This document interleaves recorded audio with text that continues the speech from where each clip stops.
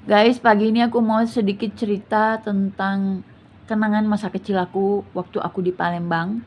Aku besarnya itu di daerah Bom Baru, deket Sungai Musi, karena ada pelabuhan Bom Baru namanya. Nah, rumah kami di Lorong Sidodadi, tempat yang penuh dengan berbagai kenangan ya. Jadi waktu itu pernah ngalamin kita itu nggak ada air selama berapa hari gara-gara ada masalah dari PDAM-nya. Zaman itu semua rumah menggunakan air hanya dari PDAM ya, dari PAM. Tidak ada air dari sumur. Bahkan aku seumur umur itu belum pernah lihat sumur.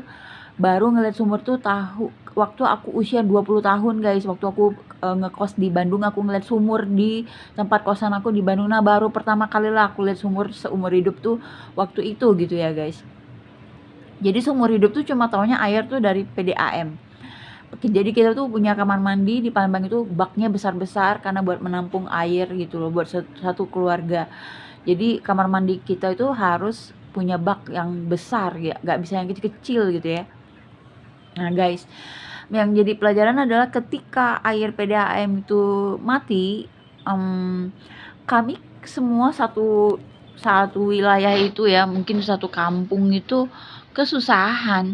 Jadi apa yang dilakukan? Kami ke suatu tempat yang kayaknya itu pusat airnya gitu dari PDAM, apa daerah apa itu tempat PAM, aku nggak begitu tahu ya karena waktu masih kecil, mungkin umur masih SD gitu ya. Jadi tempat itu banyak airnya, pipanya besar-besar gitu ya, air mengalir mengocor, dan kami itu satu keluarga termasuk kita yang kecil-kecil ini ke sana semua satu kampung itu ya, mandi di situ, bawa air lagi dari situ buat ke rumah, dan itu jalan kaki.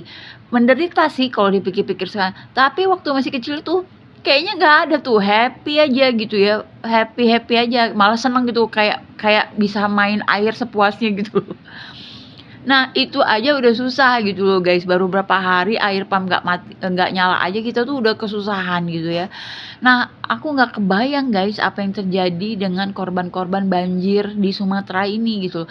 Mereka harus minum air banjir yang notabene itu sangat kotor. Gimana caranya mereka bisa mungkin menyaring atau apa, karena udah nggak ada air bersih sama sekali ya guys ya. Udah berapa hari mereka nggak bisa makan, nungguin bantuan baru datang ke sekian hari. Kebayang nggak bayi, anak kecil itu harus menanggung penderitaan seperti ini. Dan Presiden Prabowo menganggap ini bukan bencana nasional, benar-benar sebuah kegilaan banget di Indonesia.